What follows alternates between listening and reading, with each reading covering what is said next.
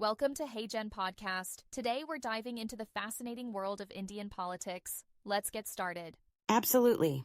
So, what makes the Indian political system so unique? Well, India is a parliamentary secular democratic republic. It's like, the president is the head of state, but the prime minister is the head of government. Right. So, they have both a president and a prime minister? Exactly. It's Yeah. modeled after the Westminster system. The president is more of a ceremonial figure, while the prime minister holds the executive power. Oh, I see. And the parliament is bicameral, correct? Yes, that's right. There's the Rajya Sabha, which is the upper house, and the Lok Sabha, the lower house. The Lok Sabha Right. represents the people of India, and the Rajya Sabha represents the states. So, kind of like the House of Representatives and the Senate in the U.S.? Yeah, similar in concept. Mm-hmm. But the way members are elected is different. Lok Sabha members are directly elected by the people, while Rajya Sabha members are elected by the state legislatures. That makes sense. And what about the judiciary?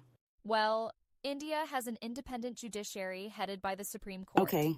The court's mandate is to protect the Constitution and the fundamental rights of citizens. It's interesting how the Constitution plays such a central role. Absolutely. The Constitution of India is the supreme law, and it defines the powers and limitations of both central and state governments. Speaking of states, how does the federal structure work in India? So, India follows a dual polity system. Right. That means there's a central authority and individual state governments. Kind of like a federation? Exactly. But, unlike some federations, the term federal isn't explicitly used in the Constitution. Oh, interesting. But in practice, it's federal in nature. And the states have their own governments and legislatures?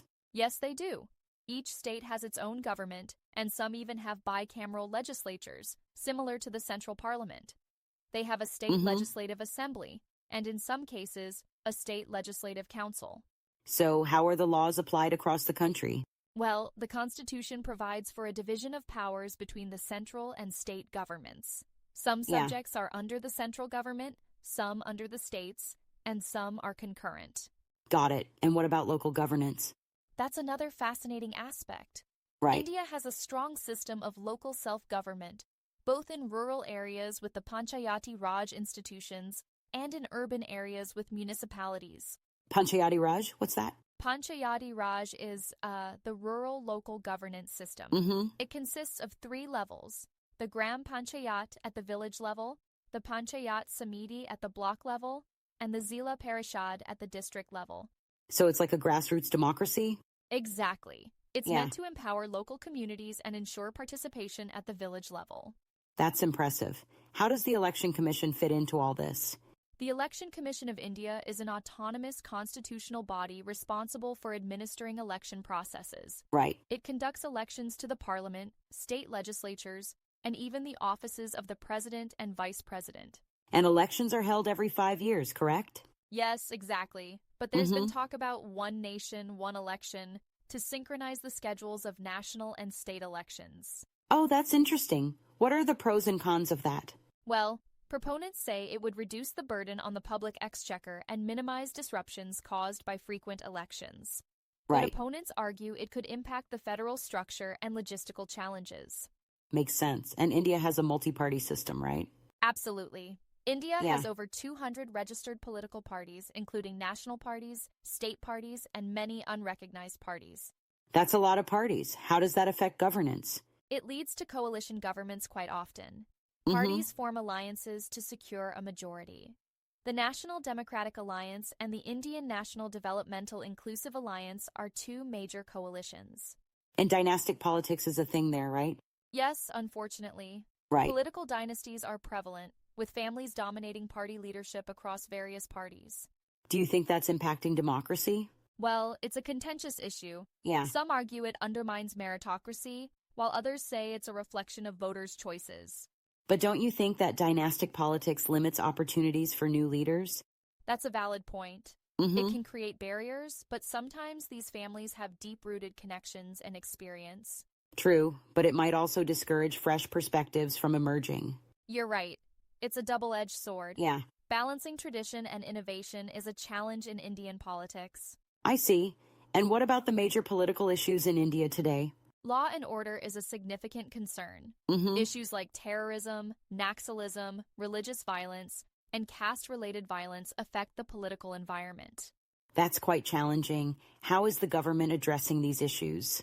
There have been various measures, including stringent anti-terror legislation. Right. But there are debates about human rights and civil liberties. Balancing security and rights is always tricky. Exactly. Yeah. And there's also concern about democratic backsliding, with some reports indicating a decline in democratic freedoms. Really? That's concerning. Yes, some international indices have downgraded India's democracy rating, but the government disputes these findings, emphasizing the strength of its institutions. Well, it's essential to keep an eye on that. Do you think the judiciary plays a role in safeguarding democracy? Definitely. The judiciary, especially the Supreme Court, acts as a guardian of the Constitution and citizens' rights. That's reassuring, but I've heard concerns about the backlog of cases. Yes, judicial delays are a significant issue. Yeah. There are over 30 million pending cases in various courts. Wow, that's a massive number. What's being done about it? There are efforts to introduce fast-track courts and digitization of records. Right. But it's an ongoing challenge.